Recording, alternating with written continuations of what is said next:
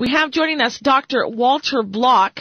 He has been actually on radio and television quite a few times talking and commenting on economics and money, and he's been, as I said, a commentator on national television and radio, and he's going to talk about the money myth. Dr. Walter Block has his Ph.D. He's from Columbia University. He holds the Harold E. Worth Eminent Scholar Endowed Chair since 2001, and he's a professor of economics at Loyola University in New Orleans. He's also a senior fellow at the, hope I say this right, the Mises Institute, and he's written plenty of books. Some of his published works are Defending the Undefendable 1 and 2, The Political Economy of Labor, The Case for Discrimination, Building Blocks for Liberty, the Privatization of Roads and Highways, Human and Economic Factors, and on and on and on. You can go to his website at www.walterblock, very easy to spell, walterblock.com, and check out more there. Welcome to the show, Dr. Walter Block. I'm delighted to be with you. Thank you. All right, so tell us now, we all know that the dollar used to be the gold dollar, and then it was the silver dollar. Today, it doesn't say anything in the dollar bill. Give us a brief history of the United States currency and what's happened to it until today. Well, you're quite right in saying that the dollar used to be backed up by precious metals, and it no longer is. We went off the gold standard in the early 30s, and then we had a gold exchange standard until Nixon totally severed the relationship between the dollar and gold. The reason for this is governments have three ways to raise money. One is taxes, and everyone knows who is doing the dirty work, namely government. Another way is to borrow, and when the governments borrow money, they crowd out private investment. And again, everyone knows who is hogging up all the resources when the government does that. The third way is much more insidious, pernicious, hidden, and that's the best way to go about it because you can blame other people for inflation, and that is to just create more money. But the problem is that if you have to give people gold or silver, it's sort of like an anchor around your leg. You really don't have freedom of printing press. So what they did is they severed totally the dollar from any gold backing or silver backing or anything like that so that they could just print up the stuff and get money that way and then be in a position to blame other people for the ensuing inflation. For example, greedy businessmen or greedy workers or greedy consumers or anyone except them. I remember when I was a kid, I used to watch this TV show, T-Man, Treasury Man, and they would go out and look for people who were counterfeiting. What they should have done is gone right back to the Treasury Department and arrested the people right in there because they were the ones who were doing this. Now, isn't it government supposed to have more of a long-term outlook on things in order to protect their interests? And I see in the short term it is easier just to print up more dollar bills. However, how does it stand against other currencies in the international market? Well, obviously, the more you keep printing, and due to the wars that the United States has been getting involved in and all the expenditures, and given that there are limits on taxes and borrowing, they've inflated the U.S. currency very seriously, such that the U.S. currency has lost value vis-a-vis the euro, vis-a-vis the Canadian dollar, vis-a-vis many other lira, yen, other currencies. So it's sort of supply and demand. If you increase the supply of something, you lower the value of it, other things equal. And the U.S. has been spending like a drunken sailor and printing money up like not a drunken sailor, but a counterfeiter. And as a result, the U.S. dollar has been decreasing in value. And who is in charge? In other words, like when America was on the gold standard, who had the power to nix that and say, you know what, we're going to go now to the silver standard? And then Franklin D. Roosevelt and his administration, the government has that ability to sever the relationship between gold or any precious metal or any backing.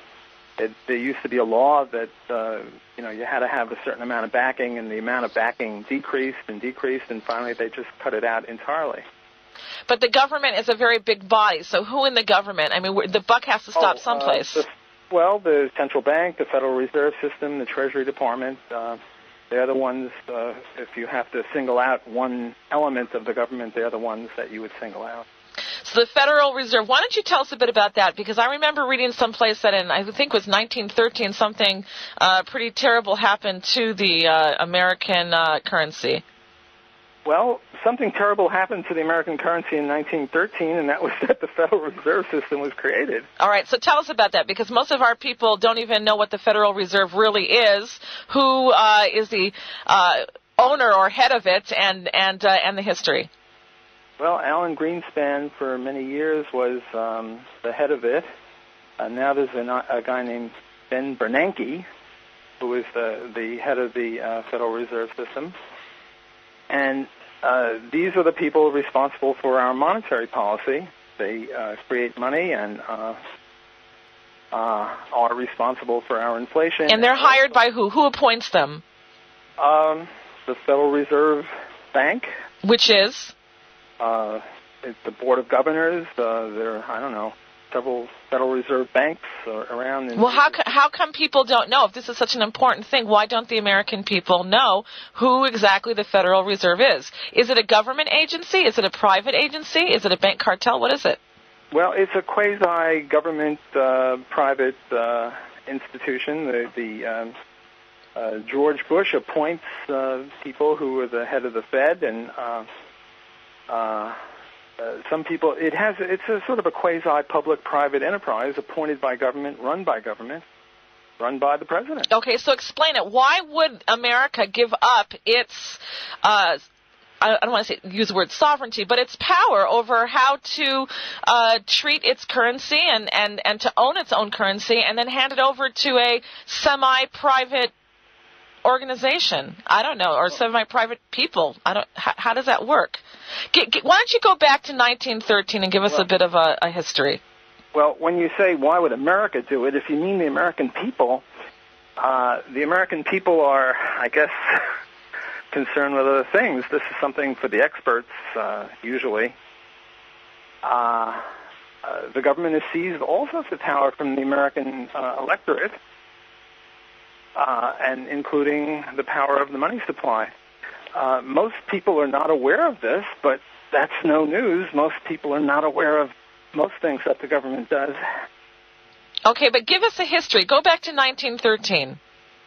Who was the President of the United States? What happened? How did the United States Treasury turn over its currency to the Federal Reserve? Well, I'm not a historian of this, so I really can't answer the specific question of exactly what happened in 1913. But I can say that it's not true to think that just because the money is not backed up by gold or silver that it's worthless.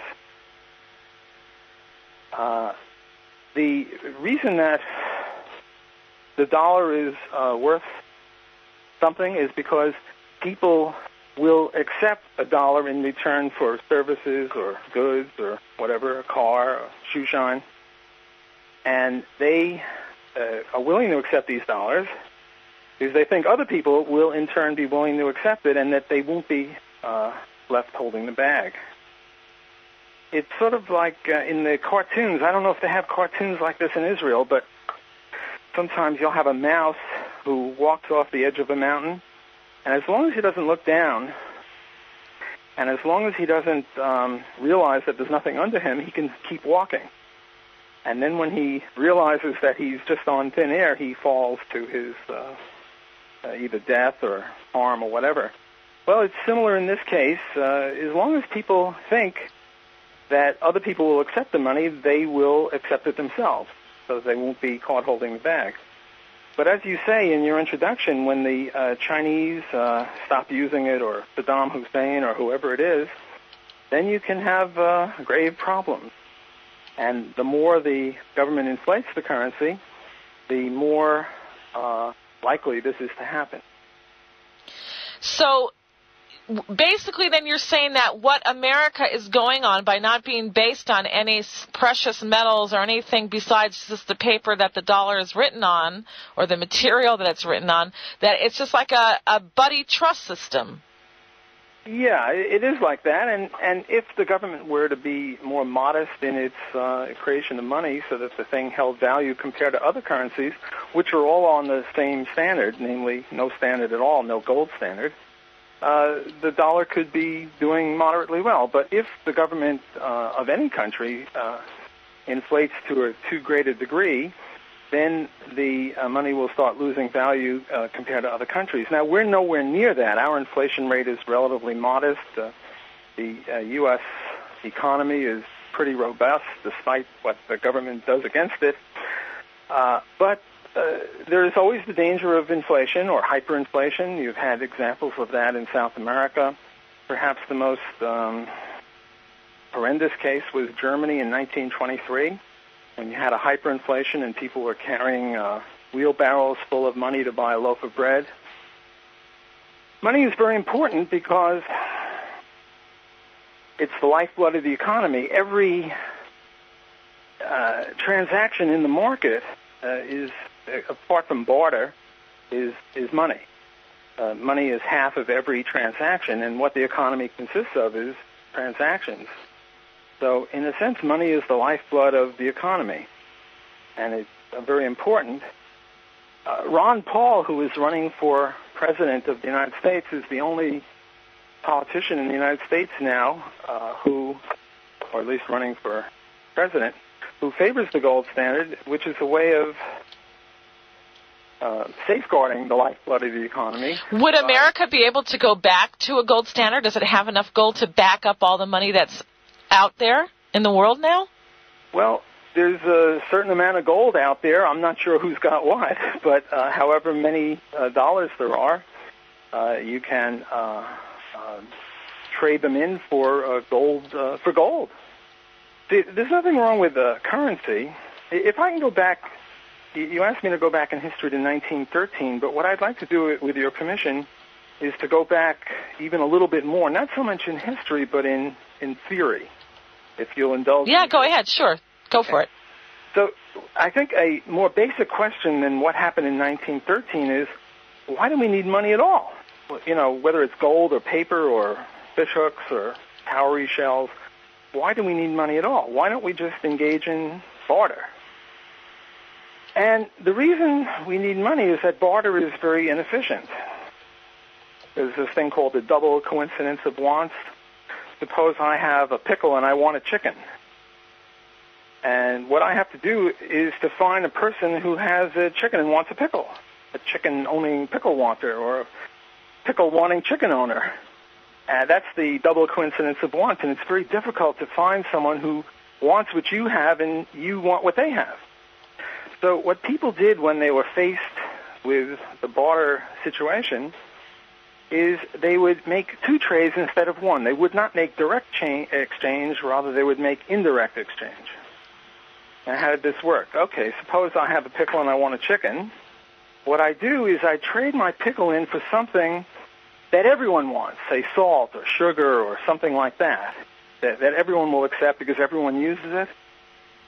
And then I'll take the salt or the sugar and I'll go get a chicken.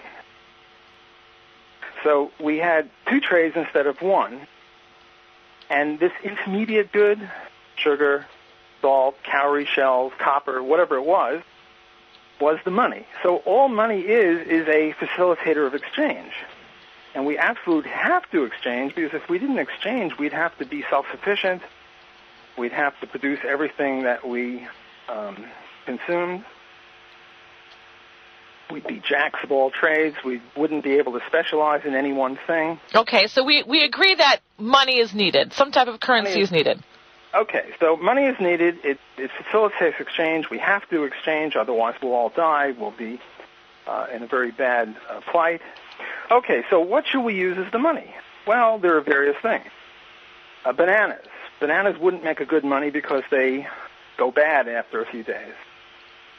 Diamonds wouldn't be a good money, even though they never go bad, because you can't make change in diamonds. If you break a diamond into two, you lose the value. The two halves are worth a lot less than the entire diamond. Mm-hmm. Various things were used as money. Fish, that is, smoked fish that didn't go bad.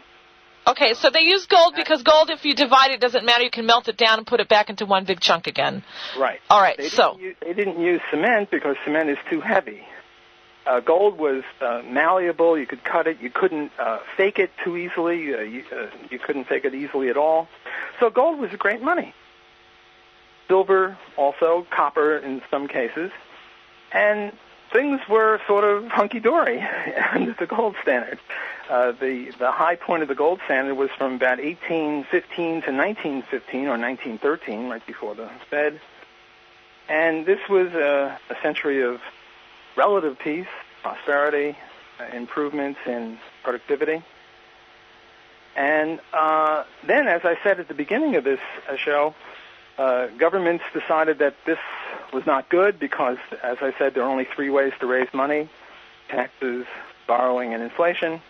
And they couldn't inflate with gold. What they try to do is debase the currency in the early days. The king would get his big thumb with a thumbnail and try to pull off pieces of a gold coin. That's why some coins have these ridges on the side of them, so you could tell if anyone did that, and then you wouldn't accept that coin. Right. I heard that actually that some coins in America have ridges around the side and some don't. The ones that are of common metals don't, but the ones that were more expensive metals, people would, just as you said, try to shave it off to make something off of it, and then the coin wouldn't be worth the same, so they put the ridges there to show if anybody did try to chip some of it away. All right, so we've established that money is needed. We know which type of money is needed in order to keep its value. Why would America switch over to the Federal Reserve and give their money to some type of privatization and not have complete control over it? Well, don't say America did that. The government.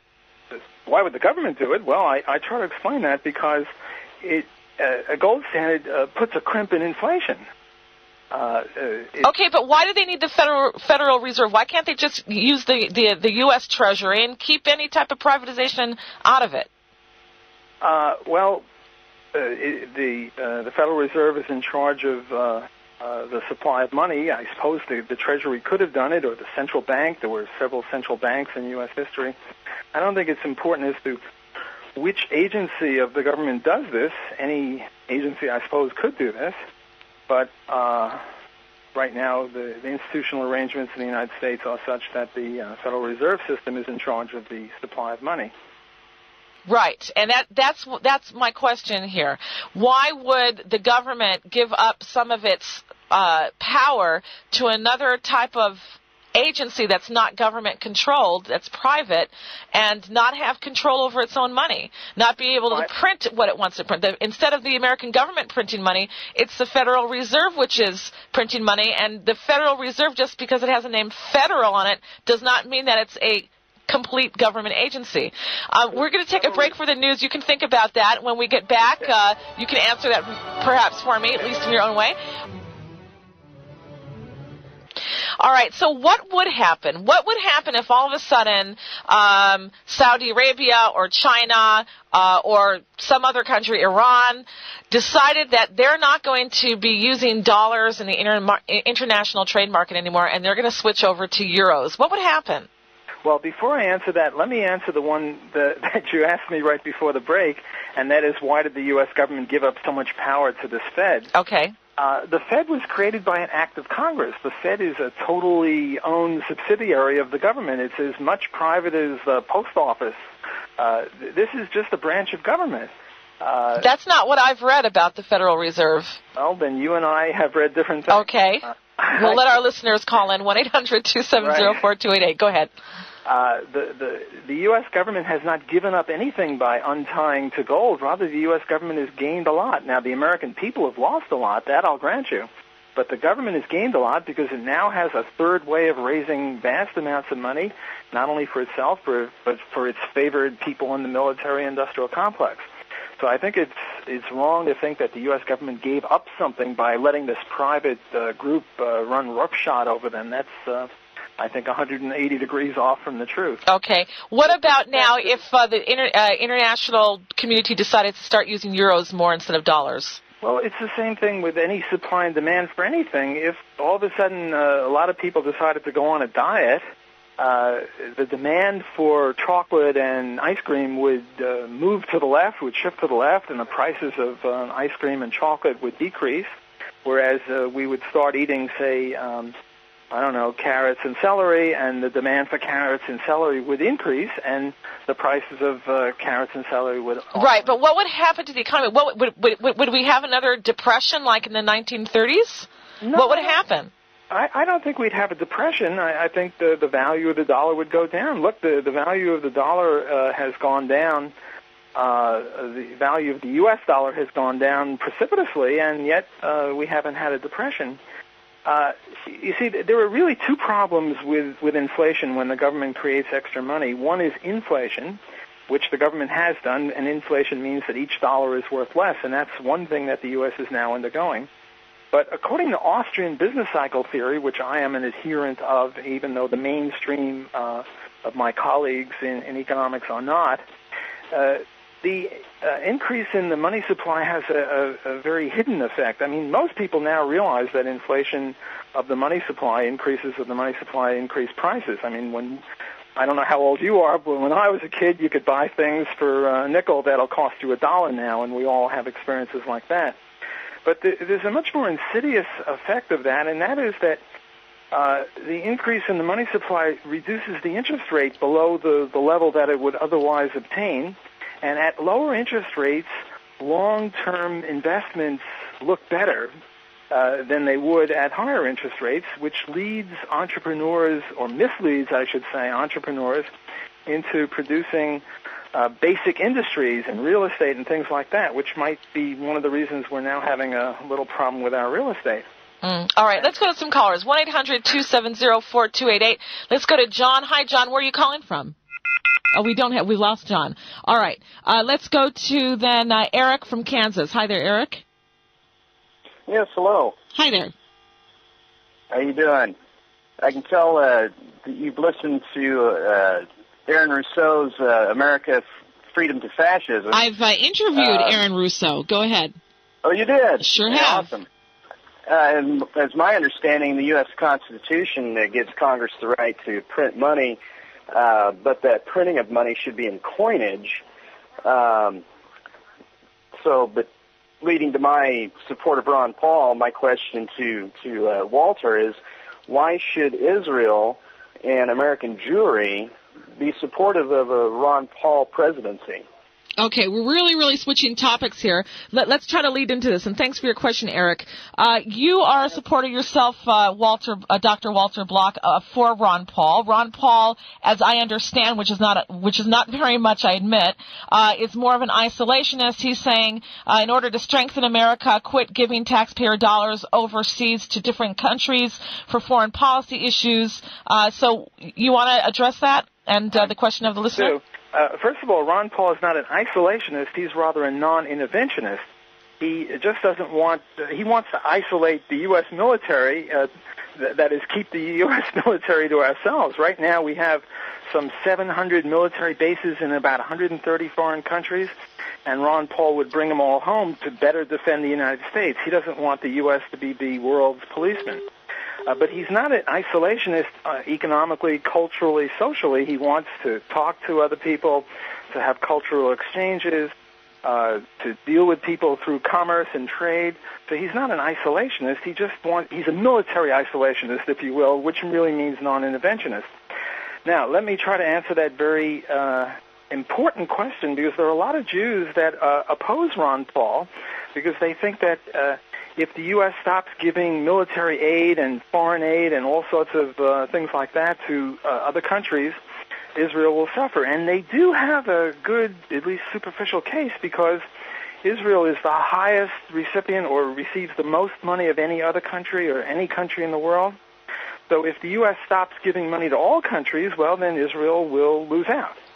However, even though Israel gets the most money, or it's the country that gets the most money from the U.S., military or economic or whatever, if you add up all of Israel's enemies in the Arab world, they together get more than Israel. So one reason for supporting Ron Paul on the grounds that he will make Israel stronger is that even though he takes some money away from Israel, he takes more money away from Israel's enemies. A second reason for that is that, there's that expression, he who pays the piper calls the tune. He who gives money to other countries gets other countries to do what he wants. Well, Israel recently, I understand, and you'll correct me if I'm wrong on this, you know more about this than I, recently bombed some installation in Syria. But it had to get U.S. permission first, so Israel's sovereignty has been diminished. I would concur with that. Our sovereignty definitely is diminished. I would even go as far to say that our government leaders today are puppets of the United States, but this is the thing. And again, I haven't decided one way or another about Ron Paul because I really don't know enough about him and his stance. I would just say, though, I would prefer that Israel cuts the apron strings with America by its choice and not by someone else's choice. And in the statement that America gives Israel money, I would say America really gives Israel poker chips. The money that America gives Israel has to use in return. It goes right back to the American coffers, right back to American companies. We can only use that money to purchase American weaponry, American this, American that. It's like a poker. Nobody else will be able to take those chips. They're like coupons, basically. And it's not good for Israel. I would agree with you there. All right, 1-800-270-4288. We have another caller on the line. Caller, what's your name and where are you from? Hi, Tamar. Hi, this is Dan? Yeah. Hi, Dan. This is Dan from Jerusalem. Go ahead. Okay, so first of all, as to what you were discussing about being a vassal state, I was thinking about Stanley Fisher, who is the chairman of the Bank of Israel, and that's another example. He was parachuted into Israel, but I think he had worked for the IMF in Merrill Lynch. But what I wanted to ask is, everyone in Israel is watching the dollar slide, and we're wondering what's going on, because usually the shekel slides. And this, I think it was a month ago, the Fed chairman Bernanke lowered the interest rate, whereas in Israel they raised the interest rate. So, first of all, I was wondering why he did that. Second of all, do you see a scenario whereby there is hyperinflation in the States and the dollar loses most of its value? Or alternately, perhaps the banks will collapse from the subprime crisis. What sort of scenario do you see if everything continues as it is now? Okay, thank you for your question. Dr. Walter Block. Yes. The reason Bernanke is lowering or raising interest is because he sees the government, or his part of the government, the Fed, as sort of a car driver trying to stay on the road.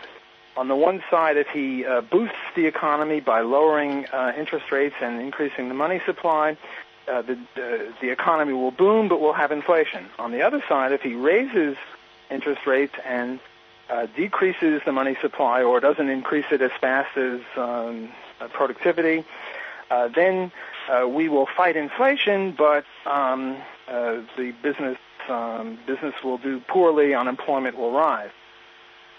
This is the mainstream Keynesian view that the government has to sort of steer the ship of the economy between the Scylla and the Charybdis of inflation and unemployment.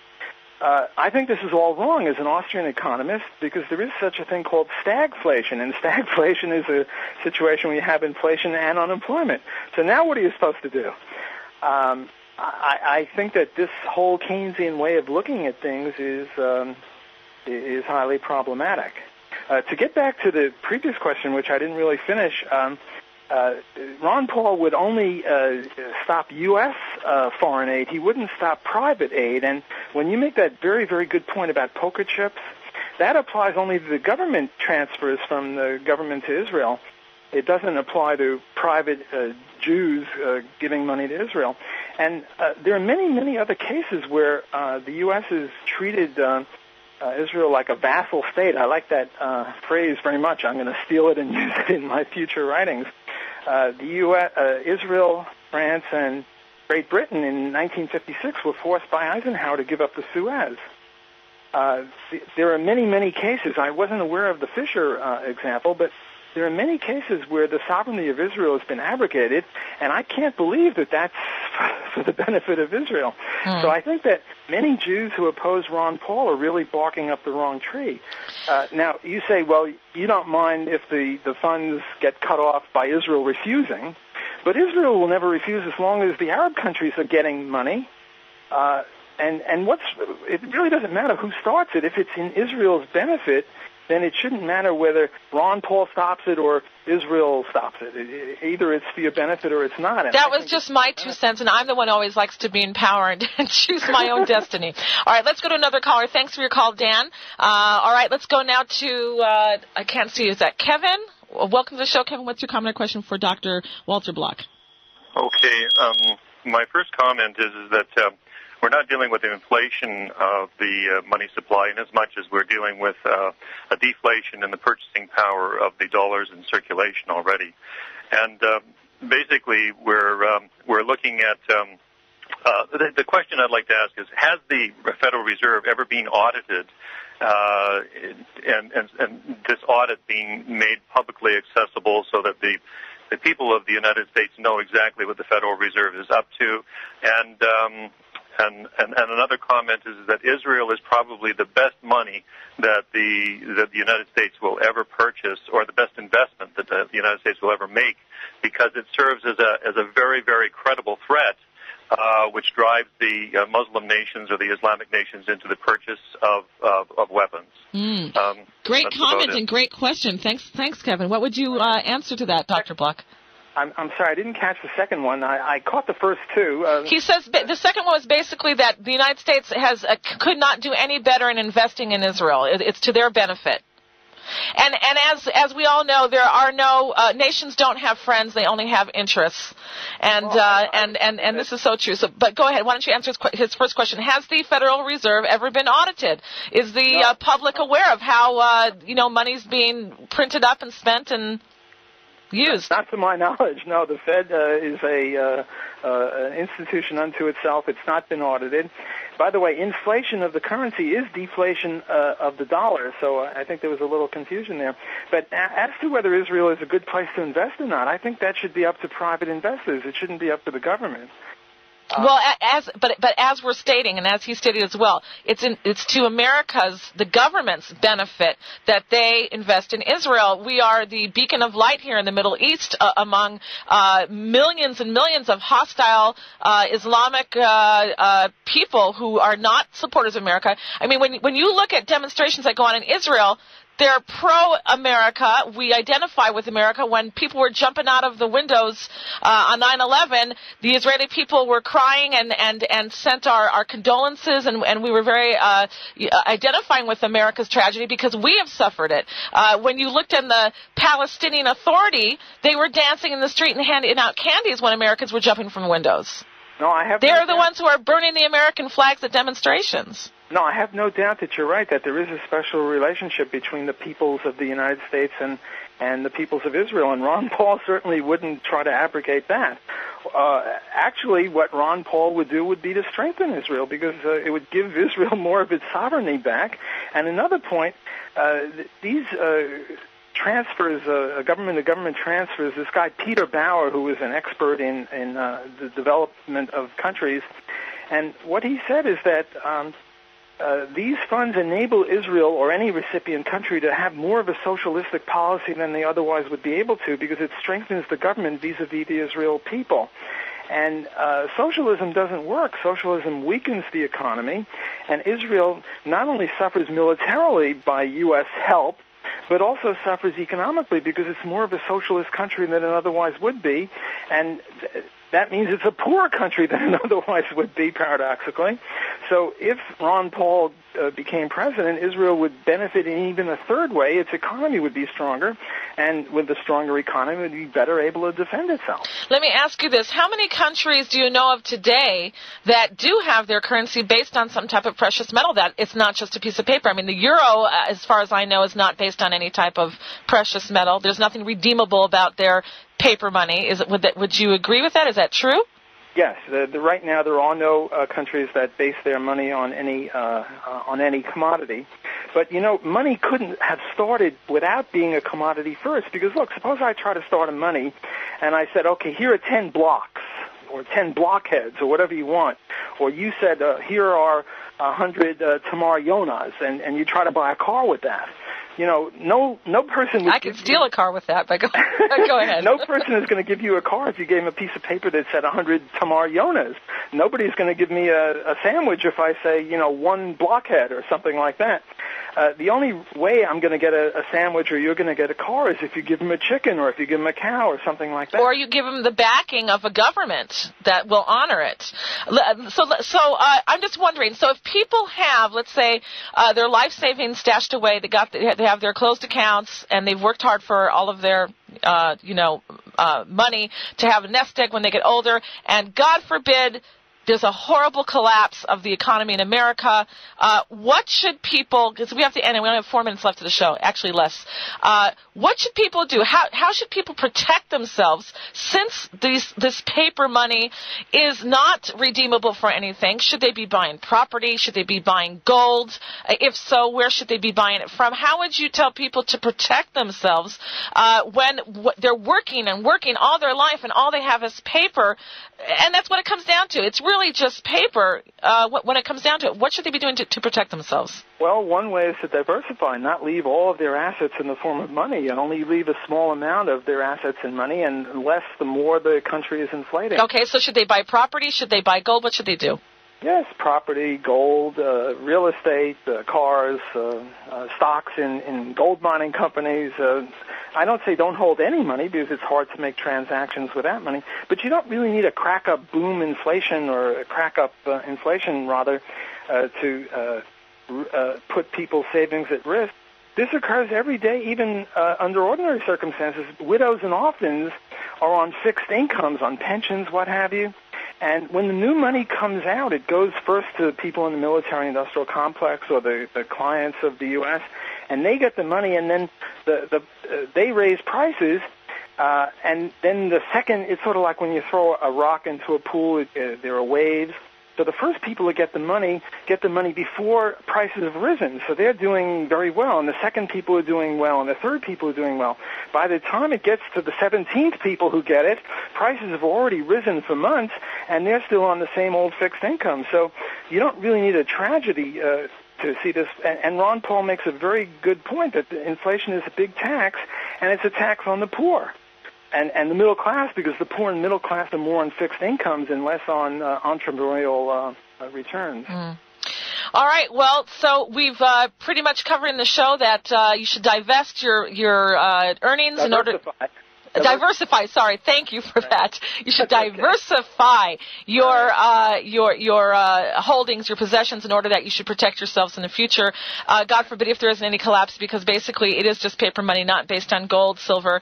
And if you're Jewish, I know perhaps you won't agree with me, but if you're Jewish, we don't have much savings here in Israel. We're living from day to day. So come here. If there's a collapse, it's not going to matter much anyway. Sell what you got in America now. Come with the blessings God has given you. Make Aliyah. We need you here. You need Israel as well, the Jewish people. And I want to thank you, Dr. Block, for being on the show. And again, if you want to contact Dr. Walter Block, you can go to his website, www.walterblock.com. You can purchase his books there as well, order his books, and learn more about the economy and what you need to do to protect yourself. Thank you very much, Dr. Walter Block, for being on the show. Let me just say that if all Israelis are like you, I'll make Aliyah sooner rather than later, and I am Jewish. I'll tell you something. They're better than me. The Israeli people are better than me. Thank you. It's a delight talking to you. All right, thank you. All right, and again, www.walterblock.com. You can find out more about the papers that he's written there and learn more about the economy.